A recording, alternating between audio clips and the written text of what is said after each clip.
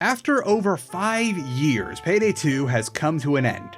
Or at least Overkill will stop making new heists and DLCs for it after the White House heist. We've had all sorts of adventures stealing money, gold, artifacts, goats. But the White House heist marks the end of updates for Payday 2, and the end of the story for now at least. We got our fancy safe house doodads and new friends we made along the way. But think about it. 5 years is a really long time for a game of Payday 2's pedigree. Think about how long the Left 4 Dead series was supported after each launch, or how long Vermintide also had its launch supported in DLC before sequels or just no more new stuff. Payday 2 had some amazing longevity. This is especially impressive when you consider that Overkill, 505, and Starbreeze had nowhere near the kind of resources that an entity like Valve would have, but they lasted a lot longer than anyone else in their genre. Overkill was able to give Payday 2 some serious legs for a game of its genre, and it even outlived a lot of major multiplayer games that came out at around the time that Payday 2 was released. Yes, Payday 2 definitely had a series of incidents and a very bumpy road along those 5 years and change, but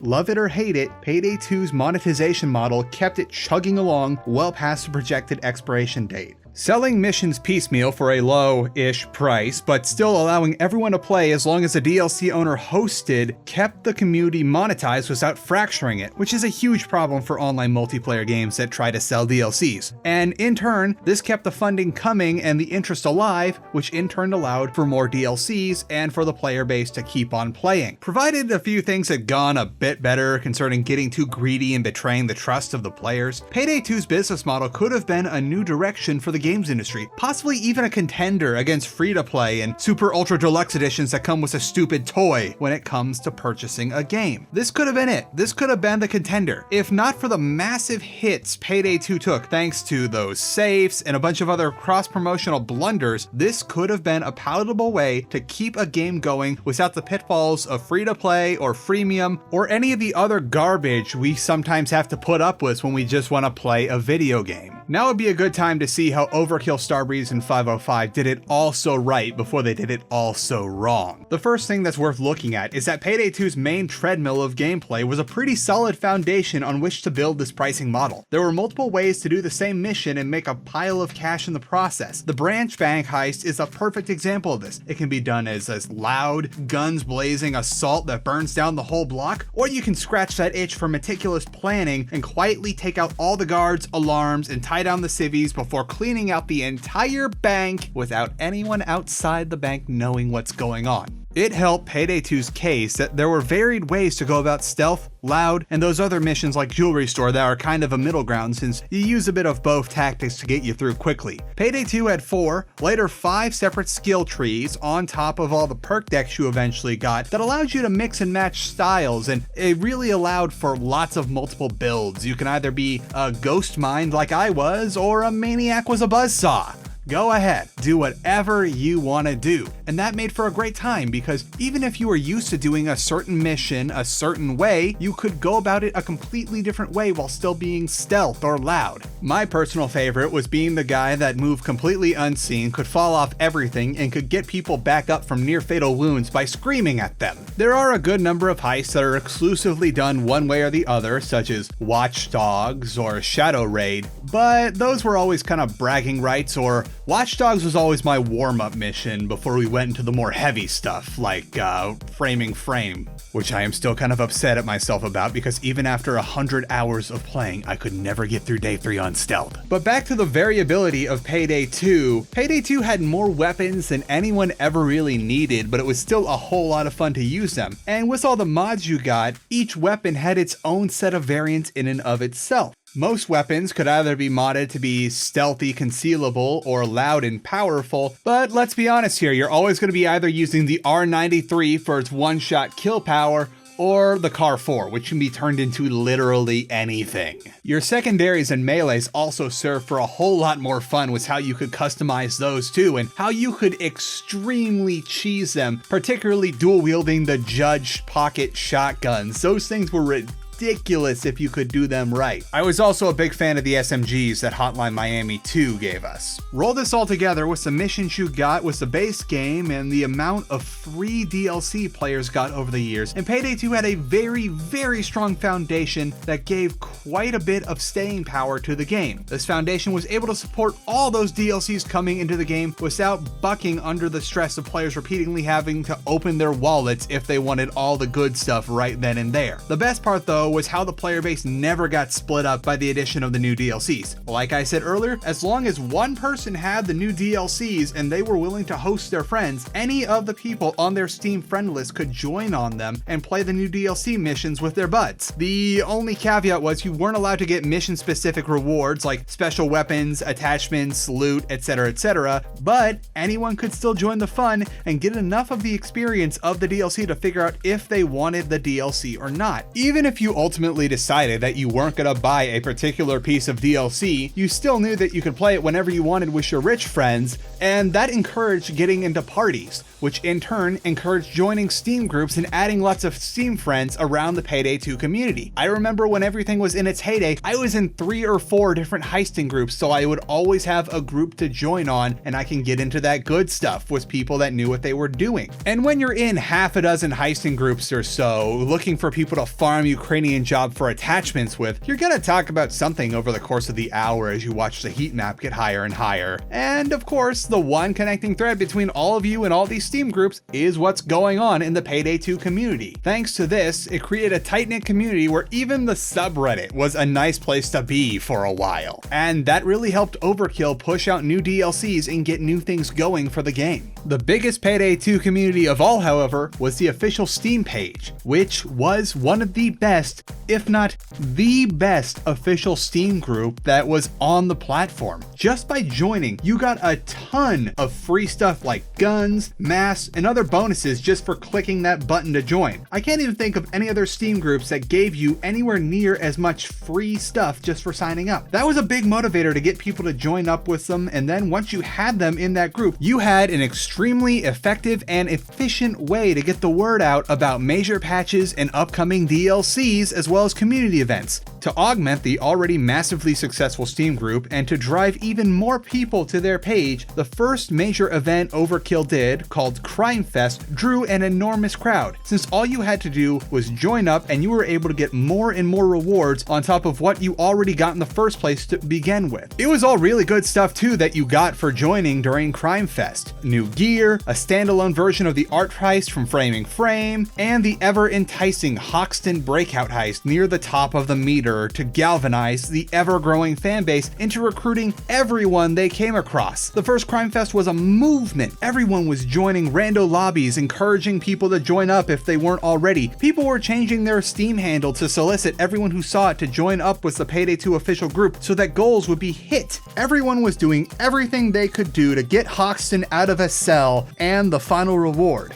And why wouldn't you be? With all the awesome stuff on offer, who knew what the final reward was gonna be? It was above the elusive Hoxton breakout heist, so it had to be something crazy good. When the number finally got hit, there was a video reveal for what the Payday community had banded together to achieve in one of the biggest crowdsourced marketing campaigns of all time. What did we get? It was a reveal trailer announcing that Overkill was working on a Walking Dead tie-in video game in a similar vein to Payday 2. Overkill was contracted to work on it too, I guess. We all got a special baseball bat melee weapon that tied into the Walking Dead television show, and everyone lost their minds. While it was still true that we got a ton of great stuff and we were still getting the old Hoxton back, the community had been effectively tricked into doing the initial round of advertising for an entirely different game, which at most maybe might have had references to characters from Payday 2 in it somewhere along the lines. The Steam page was melting down. The forums were melting down. The subreddit was melting down. The Payday 2 community was in open revolt. A few "we're sorry" posts later from the devs and Almir, and we got the Hoxton breakout heist, and the community was calmed for the time being. Shortly after the release of the old Hoxton breakout character and the new fugitive skill tree related to him, Payday 2 was in the doghouse again. In hindsight, it was for a pretty ironic reason, and if it wasn't for Crimefest, this might have gone over a lot better. But the John Wick promotional character pack sent the community into a tizzy again. The deal was that John Wick became a playable character in the PayDay 2 universe, complete with his own mask, which wasn't really a mask, it was sunglasses, and also they got a new pistol to boot. And on the other end of the deal, if someone purchased tickets to the John Wick movie over Fandango, you get a copy of PayDay 2 for free to indulge yourself with. On paper, that is an awesome cross promotion, but the community just wasn't having it. A small movement of #KickTheWick started coming around in lobbies where certain people in rando lobbies, if they were hosting and saw someone skinned as John Wick who might have got the game from the promotional deal, they just got booted for no reason. I saw quite a few Kick the Wicks back when I was playing, but lucky for us, we don't see that anymore. And back to that hindsight thing, it's kind of ironic how angry we were about this, because flash forward to present day, where one of the biggest games ever right now, Fortnite, it's the coolest thing to be to have a John Wick character skin and to run around playing as John Wick. And eventually PayDay 2 did revisit the John Wick universe and add a bit more to it, so it wasn't just a random character pack, but it didn't change the fact that people were extremely upset. Did I just say upstreamly? Extremely upset about all of this. But I kind of do have to admit that the Keanu Reeves impersonator they got for the character was pretty bad, and also it was really sloppy how they spliced lines together from all the existing characters in order to do the callouts for John Wick. And now for a quick word from our sponsor, the Patreon for this channel. These videos take a lot of work, like a lot of work. This video in particular, at the time I'm wrapping up this recording, has 53 sources that are going into the credits and 28 pages of script writing. And I only have so many hours that I can work on these videos thanks to being in school full time, as well as working a job so that I keep a roof over my wife and I's head.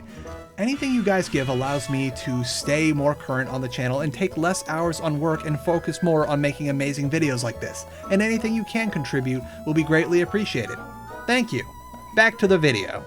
PayDay 2 and Overkill continue to scoot along, controversies and other road bumps notwithstanding, mostly coming from a couple new characters introduced getting static, as well as a few other tie-in missions added as DLC. Not all of them got the ire of the community though. I specifically remember that the community was pretty down with a cross-promotion with Devolver Digital involving Hotline Miami 2, featuring a new 2-part heist, a new pair of submachine gun, I got SMG on here, but I said submachine gun, and also Jacket was a playable character, as in Jacket from Hotline Miami. But it might not have been him, because according to fan theory and possible lore, this may be a copycat, as Hotline Miami took place about 20 years before the events of PayDay 2, and things don't go so well for Jacket in the Hotline Miami series. Tangents and intentionally ambiguous canon set aside though, there were a couple events over the next year and a half that did severely set off the community. The first one being the Hypetrain Event. The Hypetrain Event took place between February and March of the year 2015 that was presented as a way for Overkill to be allowed to continue development on PayDay 2 indefinitely, or at least for quite a while longer than was initially planned. Initially, there were a couple ways to get fuel into the Hype Train, which would get this Hype Train to different stations, unlocking different things for the player community, which were buy the Overkill weapon pack that got you a minigun and a rocket launcher, along with 5 gallons of this hype fuel, which would get the train along its way. Alternatively, you could pre-order Hotline Miami 2, which would award you an amount of hype fuel dependent on which edition you pre-ordered. Things were going pretty okay. There were a lot of good rewards along the way for the hype train, such as reworkings of the original heists, allowing for pre-planning, new characters, new heists such as the carjacking heist, and the hype train was chugging its little way along all the way to the final station. This was pretty good because we were paying actual money for this stuff this time around and not just joining a Steam group which already benefited us to be a part of. Things were going okay until the money slowed down. Then Overkill released a second DLC called the Complete Overkill Pack. For $19.99, it was a limited run of 50,000 DLCs. What did you get for $19.99? Almost as much as the game itself. You got glowing masks and 14 gallons of hype fuel. Yep, people were upset. Overkill tried to smooth things over by adding more cool and elaborate looking masks and the promise of something more, but that wasn't going to go well either. Flash forward 6 months to Crimefest 2 in October. Now, something notable about this event is that out of all the events PayDay 2 had, if you go back and look at the Steam charts, Crimefest 2 is the only time that during and immediately after a major event, the amount of players online falls straight down. I have never seen that happen before in any other games where a big event causes people to just leave. What was so bad that people finally gave up on PayDay 2, which I admit I was one of those people during that time? Loot boxes. On the 6th day of Crimefest 2, the Black Market update went live. Despite assurances from producer Almir Listo that PayDay 2 would never have any sort of loot boxes, and while the Hypetrain event essentially was a please give us more money so we can work on this game more event, which was still fresh in the minds of the community, Overkill released the Black Market update. Previously in PayDay 2, at the end of every successful heist, all players would choose one of 3 cards that would give you a reward, such as a weapon attachment, a new mask, a new color pattern, etc. Sometimes you just got money in them. Well, now you could get the mystery box option, which was if you picked a card, your reward could be a locked safe that had something super special inside. How did you get that super special something out of the safe? You used a super special drill that would open the safe. By the way, these drills cost money, like real world money, not that stuff we keep on stealing in heists. Loot boxes! Yay!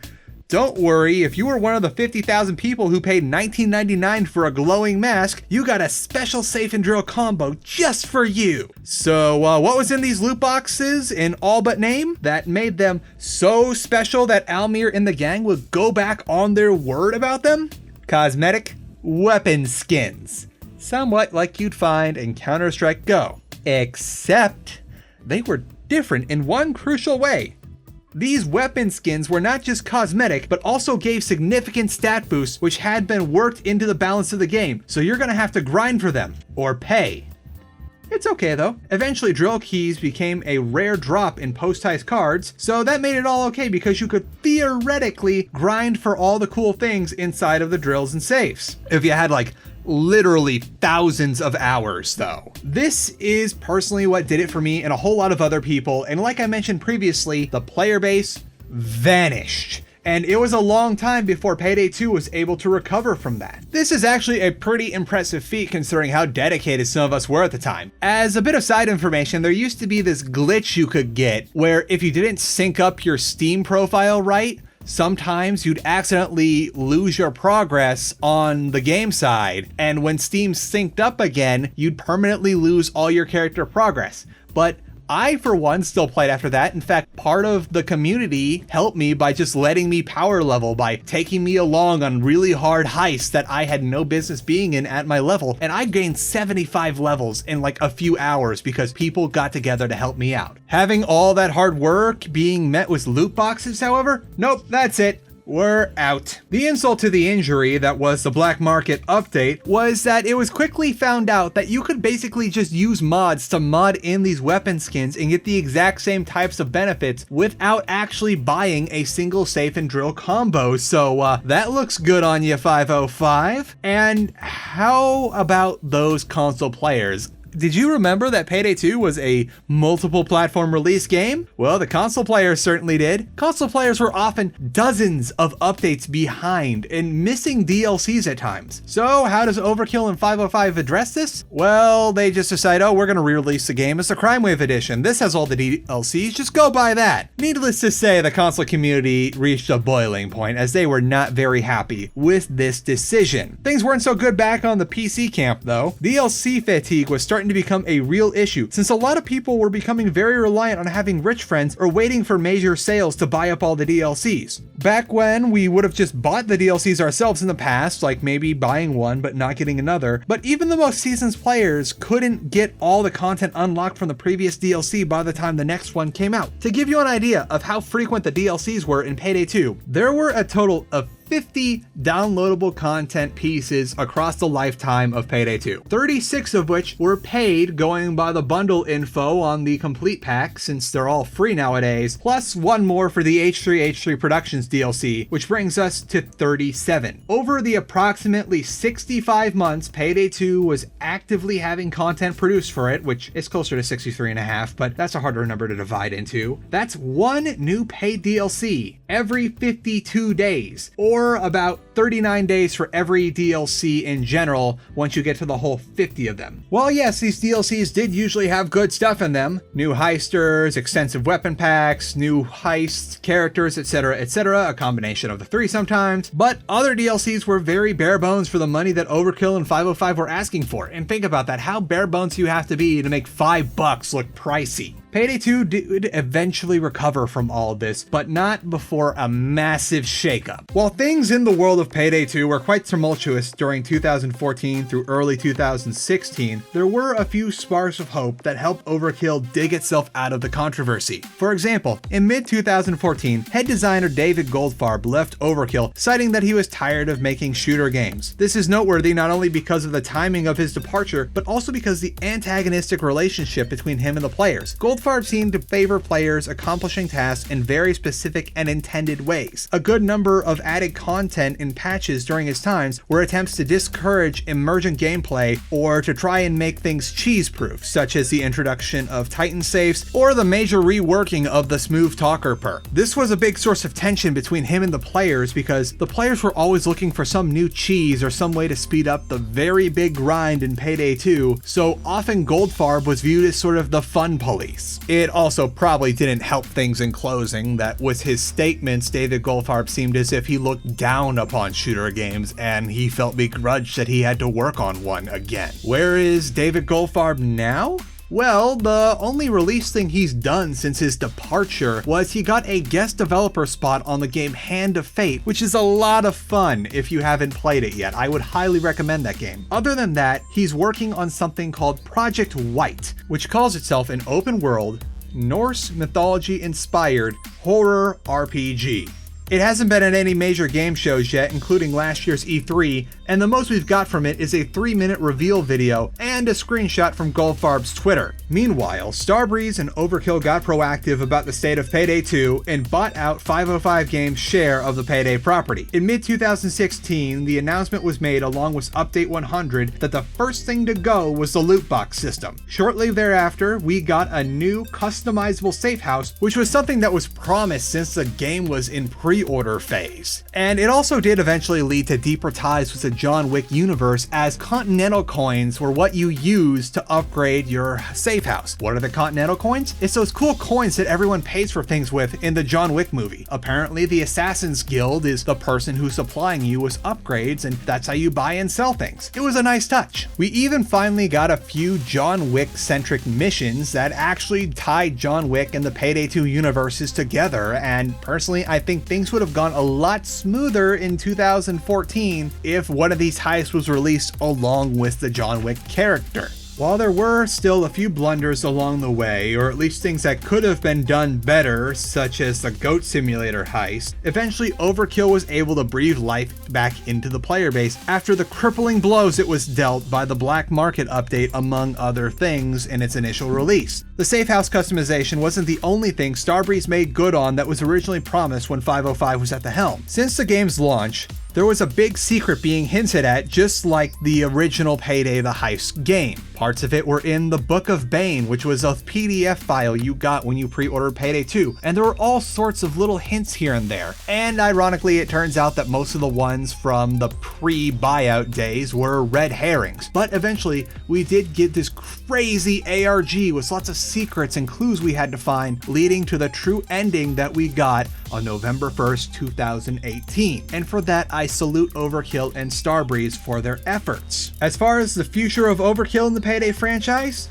While initially I felt very certain about Payday 3 being a thing, recent developments have me uncertain now. The first major area of concern is how poorly Overkill's The Walking Dead went over. The game was pretty much the worst case scenario. It took so long to come out that no one really cared about The Walking Dead as a franchise by the time this game came out, and ironically all the extra money they got from the hype train to keep working on Payday 2 might have taken away some manpower from this game they were contracted to make. And eventually, as we all saw, Overkill's The Walking Dead was so bad, it got pulled from stores and canceled. It does not get much more worst case scenario than that, especially with the next major issue being that before The Walking Dead was even pulled or released, Starbreeze was going through a financial restructuring analogous to bankruptcy. I don't know exactly the apples to apples comparison or if they did go full on bankruptcy, but there was a lot of shaking up. There was a lot of selling off assets, including the rights to make System Shock 3, but that's going to be a different video for a different day. And it eventually ended with the Starbreeze offices getting raided and one of the execs getting arrested. Starbreeze's future is kind of looking shaky right now in general, and while it is contractually stipulated that Payday 3 will happen so that 505 Games can take a cut of it, in a practical sense, we're not sure if or when that's going to happen, and I really hope it happens. But that leads us to the third area that sows a seed of doubt in my mind, which is that in order to help pay for Payday 3, they're going to make a mobile deathmatch game. I've seen the trailer of it. It looks pretty run-of-the-mill, except for some reason you get ultimates, which turn you into a bulldozer, very similar to how BioShock 2's multiplayer. You got to take turns being the big daddy, and this is apparently to help pay for Payday 3, or something along the lines of generating revenue. And that means it's going to be monetized somehow. And mobile games and monetization is not always the best combination. So these things give me reason for concern. Personally, however, I really hope I am proven wrong. I really hope that Almir and the gang show me and they make just this awesome Payday 3. I am totally pulling for that in spite of all three of these things. Each individual one would be reason to give me doubt, and the combination of the three gives me a lot of doubt that worries me. But nonetheless, I'm still rooting for you, Overkill. All of what we've reviewed here aside, if there is one thing we can take away from the life and times of Payday 2, is that their monetization model was able to carry Overkill, Starbreeze, and 505 Games through so many controversies and so many things that would have otherwise sunk any other game company using a different monetization model to keep them afloat. Personally, I find that to be absolutely amazing. If it wasn't for the overreaching and the blunders that happened under 505 Games management, I think Payday 2's price model could have very well revolutionized how we pay for games, and Payday 2 might have even gone on indefinitely. Overkill and Starbreeze are still maintaining and patching Payday 2 even now after the final DLC came out months ago, and heck, Payday the Heist is still kicking around, so that's a good sign for the condition of the game, even with the loot box controversies and general mismanagement. I really hope that the developers and publishers take notice of Payday 2's success in spite of all the blunders it had and its incredible longevity in a genre where the games usually go 1 to 2 years at most. If more games had a low price of entry and an opt-in DLC model that let you play even if you didn't own the games but had a friend that owned them, maybe the gaming industry might become a better place where the grip of pay to win, grind to win, and free to play are eventually loosened around the industry's neck, so we might be able to actually enjoy our games with the time and money that we have. Until then, let's hope the ramblers over at Overkill and Starbreeze get rambling real soon. I'd like to take this time to now shout out my Patreon co-producers, Jonathan Cadron, Shredded Paper Plate, The Otterman, Che Patterson, and McFluffers, and everyone else who also helps make these videos possible by Patreon. These take a lot of work to do, and every last dollar helps me to take the time to make these videos as good as they could be. By the way, sorry this one was so late. I originally said this was going to be mid-March, however, I felt like, especially after the Bad Game Bonanza, I really had to do a good job on this one, so thank you all for bearing with me. Sign-offs are stupid, and I don't really know how to do them. Frisk, what were you looking at? I know I just moved you, but we have to document this. Who's out there? Who's out there? Is he still there? It's your twinsy! Oh, look at him. It's really blurry. But Frisk is a doppelganger. Oh, I'm making this awkward. Oh no. He's looking for an escape. Oh, you want to come down here? You've been making eyes with your twinsy. Oh goodness, what a revelation. There's other cats that get to go outside, but you don't, because you're already an evil little jerk inside and we don't want to sick you on the rest of the world. Is your twinsy oh, he's looking at us. Ah, crap, there's a bar in front of the window. Oh no, I spooked him. He's gone. I'm a dummy. I entirely take blame for scaring away your twinsy. You want a scritch for console? You don't want a scritch. Fine. We could have had a fun little moment, but you ruined it.